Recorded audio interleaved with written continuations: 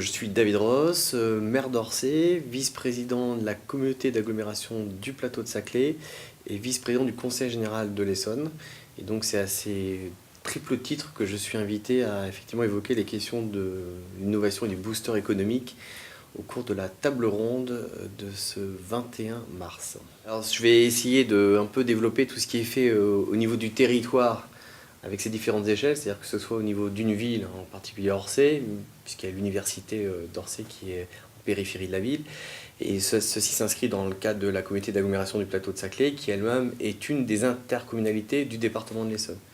Et comme j'ai la chance d'avoir des fonctions liées au développement économique et à l'innovation à la fois à la communauté d'agglomération et dans le cadre du conseil général, je vais un petit peu faire part des dispositifs existants en général et comment ils s'appliquent sur ce territoire-là en particulier. Et notamment d'éclairer ça à travers un projet très important qui est le cluster Paris-Saclay, une opération d'intérêt national qui se situe donc sur le territoire de la communauté d'agglomération du plateau de Saclay, mais évidemment pour laquelle l'État, la région et le département sont des acteurs dans le financement et dans la définition du projet du cluster. Alors la caractéristique essentielle donc, de ce cluster, et qui est vrai d'ailleurs pour le département de l'Essonne, c'est une très forte concentration de recherche, puisqu'on a la chance d'avoir pratiquement 15% de la recherche française qui est concentrée sur ce territoire-là. Et donc toute l'idée, ce qu'on fait depuis déjà une dizaine d'années, mais qu'on va essayer là de transformer plus particulièrement sur ce cluster, c'est cette liaison entre l'innovation et le développement économique, donc la valorisation en fait du savoir et de la R&D pour en faire les boosters économiques, les filières de l'innovation de demain.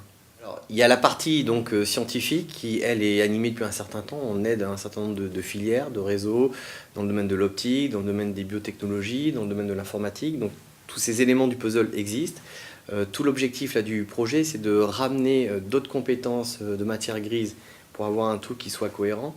Et surtout d'habiller le projet maintenant d'un aménagement global en termes de transport, en termes de logement, en termes de facilité de vie, et puis aussi en termes de capacité d'accueil des entreprises qui soit vont venir ou soit surtout seront créées dans le cadre de l'innovation de ce cluster. Il y a une enveloppe financière d'investissement qui est de l'ordre de 2 milliards d'euros lorsqu'on tient compte un peu de toutes les sources de financement.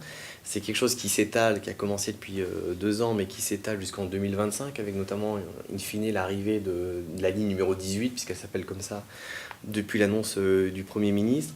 Et l'idée, c'est de ramener, en termes d'anciens chercheurs, 20 000 personnes supplémentaires, et d'avoir 1 million de mètres carrés dédiés au développement économique lié à cette activité-là. En tout cas, c'est quelque chose qui est assez bien programmé.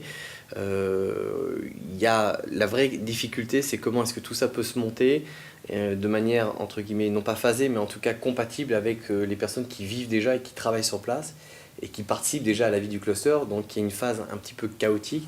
Et c'est ça qui est le plus difficile, c'est comment réussir à densifier tout ça sans gêner ce qui fonctionne déjà.